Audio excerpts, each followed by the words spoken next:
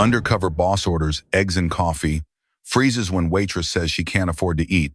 Early in the morning, the sunlight had yet to pierce through the thin veil of mist clinging to the window of a suburban branch of Sunrise Diner. Inside, the restaurant was already lit, bustling in a quiet kind of way. Customers came and went steadily, but the air was thick with something cold and invisible. As if every motion in this place was driven by habit, not passion. A man walked in. A dark brown coat, a low baseball cap hiding half his face, holding a small notebook as if looking for a place to finish a work note. No one paid much attention. To the staff here, he was just another polite but unremarkable stranger.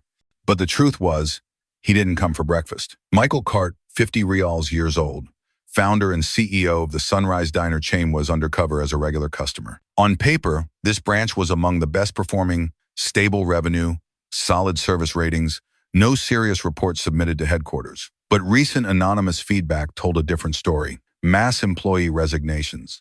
Those who stayed were exhausted and silent, and there were signs of sophisticated fraud in the tip-sharing system.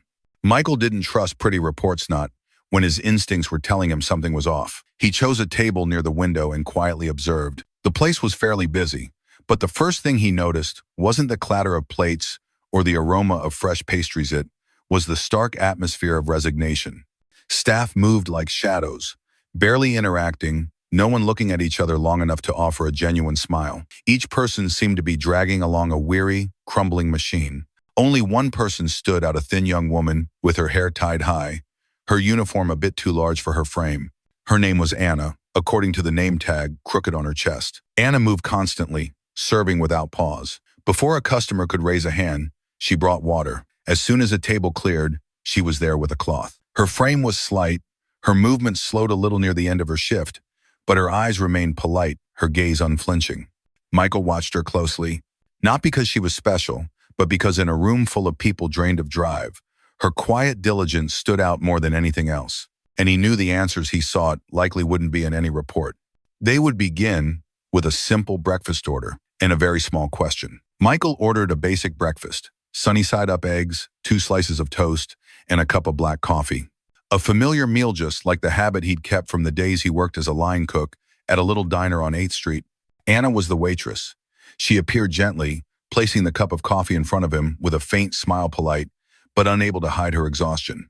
Michael looked at her briefly, then asked in a tone as soft as small talk something he used to start conversations with staff back in his management days. "Have you had breakfast yet?" Anna froze. Her eyes remained fixed on the steaming cup of coffee, but her lips curved into a smile, untrue.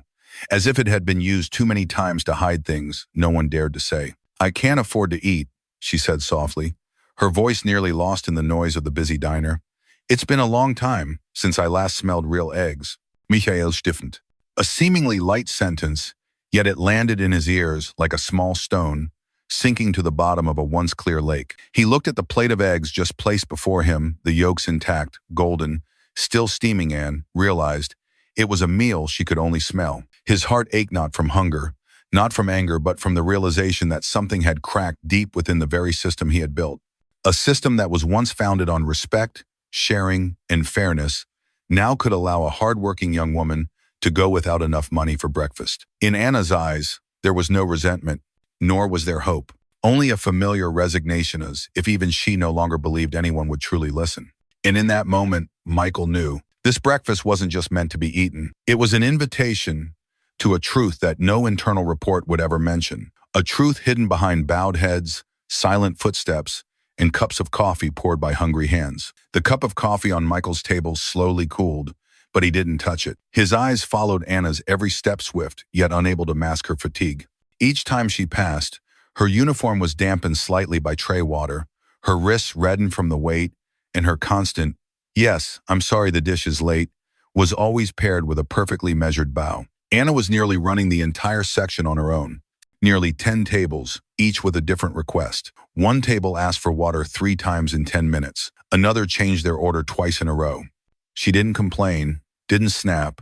She simply pressed her lips together and kept going, as if silence itself were part of the job description. And over at the counter, 2 male employees, Ryan and Jason, sat behind the bar. Shirts neatly ironed, ties in perfect alignment, hair slicked back with precision.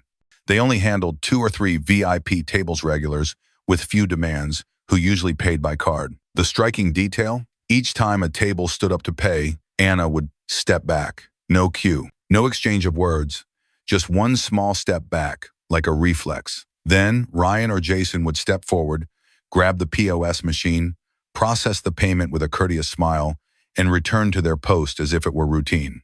Michael felt a chill run down his spine, not because of the overtly programmed behavior, but because of Anna's absolute silence, the one doing all the work, yet never touching the part she rightfully deserved. He pulled out his phone, logged into the Sunrise system using his highest level administrative access, two-factor authentication, biometric confirmation, and then the data appeared, disturbingly neat. Access, branch, 19. Ryan L., R. Langford, full pause access. Jason M., pause assistant, afternoon only. Anna C., no pause privileges assigned. Michael furrowed his brow. He navigated to the Manual System Updates tab. Patch ID 6.3. 7. Manual configuration. Effective date 5 weeks ago. Approved by D. Hayes, branch manager. Notes: optimize morning transaction process, reduce entry errors. Additional setup: automatically reroute all digital tips under $15 to default ID R. Langford. Michael exhaled slowly. Doug Hayes, the branch manager, who once spoke at a quarterly conference on internal fairness and recognizing contribution, was the one who had signed off on this patch. And R. Langford? None other than Doug's own nephew. A single line of code, a manual update, an optimization reason, and one person, Anna, completely invisible in the POS system. No access, no ID, no recorded tips. She was working 10 times harder than anyone else, yet she didn't exist in any allocation system. No error, no technical glitch. This was an organized scheme of fraud, dressed in the cloak of process optimization and protected by exactly the person with the authority to approve it. Michael looked up and saw Anna rushing to pour water at a corner table, then turning around to apologize to a guest for a slightly burnt egg tart. And in that moment, he understood. It wasn't the software that needed patching. It was the moral system reprogrammed to quietly erase people like Anna from fairness. Michael closed his phone, his fingers gently tapping the rim of his ceramic cup. The coffee had long gone cold, but inside, waves of something boiled, not anger, but something far more unsettling. Disappointment. Not disappointment in a single employee's misconduct, but in a system that had learned how to run injustice smoothly. He looked more closely. Anna was walking while lightly biting her lower lip, a sign of exhaustion anyone who has ever worked in service would understand. At table 7, a male customer raised his hand to order, his tone edged with impatience. Anna nodded, bent slightly to apologize for the wait, then quickly jotted down his request. As she turned to leave, Michael noticed her left leg faltered slightly. She seemed to be in pain, but she didn't complain, didn't sit down, didn't return to the staff room. She just kept going like a machine long accustomed to being pushed to its limits. And in that instant, a small action made Michael subtly clench his fist under the table. Jason, who had just completed a payment at table 2, walked back to the counter and patted Ryan on the shoulder. They exchanged a quiet chuckle. Then Jason shook his head and pulled out his phone. A text message popped up on Ryan's screen. Michael couldn't read the content, but Ryan's expression said it all, mocking. Right after that, Ryan looked toward Anna just as she was bending down to wipe grease from the floor and muttered something quietly, only loud enough for Jason to hear. Bet she had instant noodles again last night. They laughed. Michael shot up from his seat, not because he was offended, but because he realized the injustice here wasn't just about numbers, privileges, or the POS system. It had become a culture, a kind of default indifference. He sat back down still, posing as a regular customer, but his mind was already drafting plans for a Friday morning unlike any other before it. Before leaving the diner, he stood, walked to the counter, placed some cash down, then turned to Anna, who had just stepped up. "You're the only reason this place hasn't collapsed." Anna looked up, stunned, but before she could reply, he had already turned away. And in her eyes, for the first time in many months, something different flickered, not tears, but a spark of hope just beginning to take shape. Friday morning, 6:58 a.m. Outside Sunrise Diner, branch number 19, the sky was clear but cold. The air seemed to hold its breath, compressing every gust of wind to make room for something else that was about to break free. The truth. The glass door swung open. Michael Carter stepped inside, this time as himself. No disguise, No need to ask for a table. He walked straight toward the register as though he belonged here, and as though he wasn't here for breakfast, but to clean house. Following him were Julia from HR, two auditors, and a POS system specialist. Faces that anyone within the Sunrise Network would immediately recognize. If they arrived together, it meant something serious was about to unfold. Doug Hayes, the branch manager, looked up from behind the counter, startled at the sight of Michael. His greeting got stuck in his throat before it could even take shape. Ryan Langford stood nearby, POS terminal in hand as usual, but this time, no reflex came naturally enough to carry on. Michael didn't greet anyone, didn't shake hands. He simply said, "I apologize for interrupting your morning, but the truth needs to be served before breakfast." Julia placed a small speaker on the counter. One press of a button, a cold voice echoed low, but unmistakably sharp. "That girl has no right to split anything. Just let the system route it to Ryan. Tips under $15? Set it to default, no one notices. Doug already approved it. Leave it that way." The sound hit the room like drops of hot oil sizzling on an ice-cold table. Every eye in the diner staff, customers, even the dishwasher in the back froze. Ryan bowed his head. Doug opened his mouth, but not quickly enough. Michael raised his hand and tapped his tablet. The large wall-mounted screen lit up, displaying the data. POS system, branch Tisat to Usher. Total digital tips under $15 in the past 5 weeks. 417 transactions. Percentage routed to IDR Langford, 100%. Name Anna C., not recorded in any entry. Doug struggled to stand, gripping his now cold coffee cup. I just wanted to optimize peak hour workflows. No one meant." Michael cut in. His voice wasn't loud, but it landed like a formal indictment. "You optimized it so your nephew could collect all the tips every shift." He turned his gaze toward the end of the counter where Anna stood, her hand unconsciously gripping a tray of water.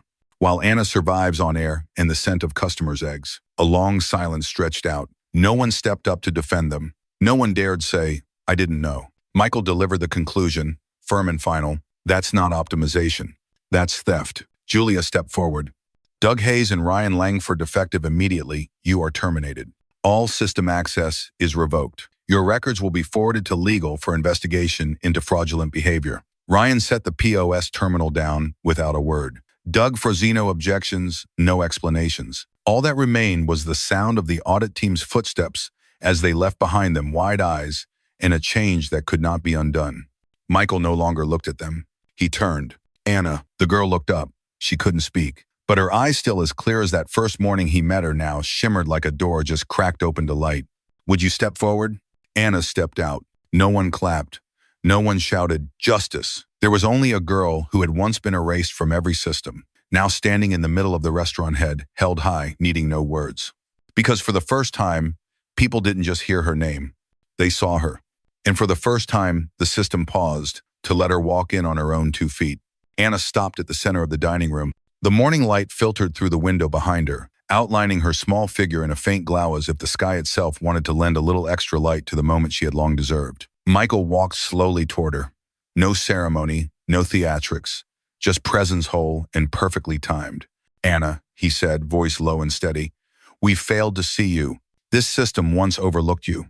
But starting today, that will never happen again." Anna gave a small nod. She didn't cry.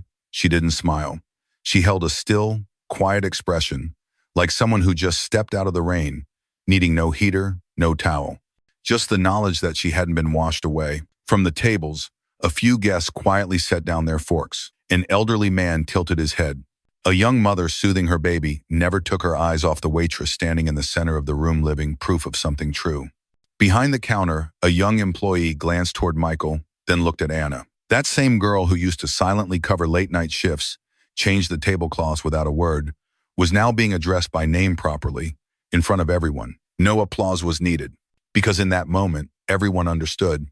The right thing doesn't need to be loud to carry weight. Michael looked at Anna once more, then gave a subtle notice, a profound gesture of respect. Not from the role of a CEO, but from one human being who also once came from a place where no one called his name. He turned to Julia and said, quietly but clearly, "Reset all access privileges at this branch. Anna will be the first person entered into the new POS system.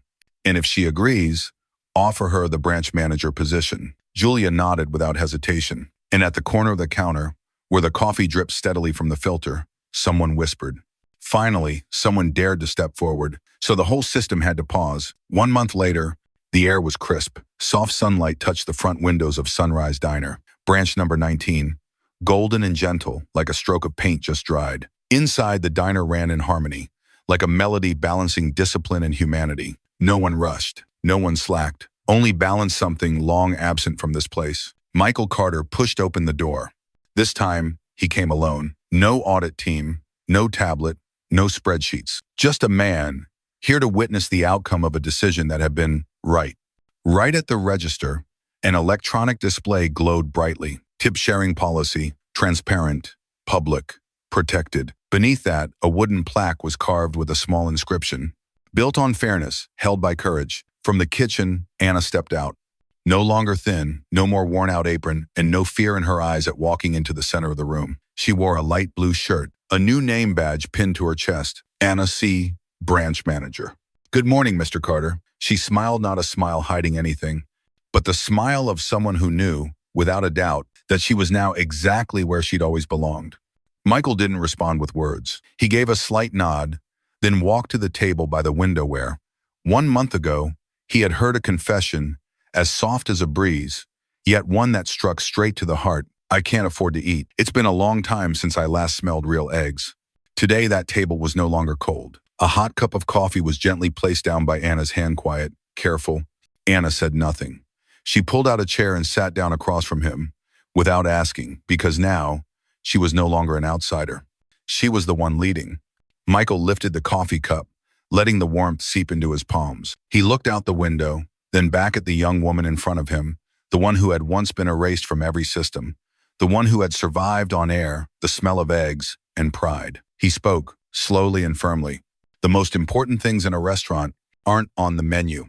They're trust, dignity, and the courage to speak up, even when no one thinks that voice matters. Anna didn't reply, but in her eyes, something new had settled, a quiet assurance. At the far corner of the diner, a new employee was looking at the scheduling screen. On it, the tip-sharing stats now displayed in real-time. No more anonymity, no more default routing. The young girl glanced toward Anna and gave a respectful nod. Anna simply nodded back, as if to say, I once stood where you are, and now you won't have to stand there alone. Michael took the first sip of his coffee. It wasn't remarkable, but it was poured by the right person at the right moment. And sometimes, justice doesn't need a declaration. It just needs a hot cup of coffee, served to the right person by a hand no longer forgotten. Anna reached into her pocket and pulled out a small, worn notebook, its spine frayed from years of being carried through long shifts. She opened to a middle page and placed it gently on the table. This is where I used to write the things I wish someone would hear, she said softly. Today I want to give it away, not because I need to write anything more, but because, for the first time, I don't feel the need to hide it anymore. Michael turned to the first page. The ink was smudged, the handwriting slanted. Today a customer left half a pastry. Lucky me, enough for lunch. The tips never have my name, but I still greet customers by theirs. If I disappeared tomorrow, no one in the system would even notice. I buy. He rested his hand on the notebook as if holding something sacred, then said, eyes fixed on the sweat-stained words, this notebook isn't just yours. It's a map of everything the system once refused to see. Anna nodded. She pulled the notebook back toward her, but this time, she didn't tuck it away. She placed it on the shelf behind the register, just below the screen, displaying the new tip-sharing policy, like a testament, like a marker that said, the past is acknowledged and no longer forgotten. Just then, an elderly customer stood from a table near the door. Before leaving, he turned and asked Michael, are you the owner here? Michael chuckled. I'm just someone who once didn't know what was going on and is now trying to make it right. The man nodded thoughtfully. The coffee here isn't strong, but the way they brew it leaves an impression. The air seemed to ease. Small, natural laughter bubbled up behind the counter. A young employee walked over to Anna and whispered, hey, the customers at table 3 wanted to send a personal thank you to the person who served them. I told them you've been officially recognized now. Anna smiled for the first time without forcing it. Michael watched her for a few more seconds, then stood up. Before leaving the table, he said, justice doesn't always need loud voices. It just needs someone brave enough not to stay silent. Then he walked out, no send-off, no photographs. What remained was an empty table, a still warm cup of coffee, and a new generation of employees beginning to understand Justice isn't kept in an office upstairs. It lives in every moment you dare to ask, who's doing the most and not being seen? And when that question is asked at the right time, change comes. Not by banging fists, but by being seen,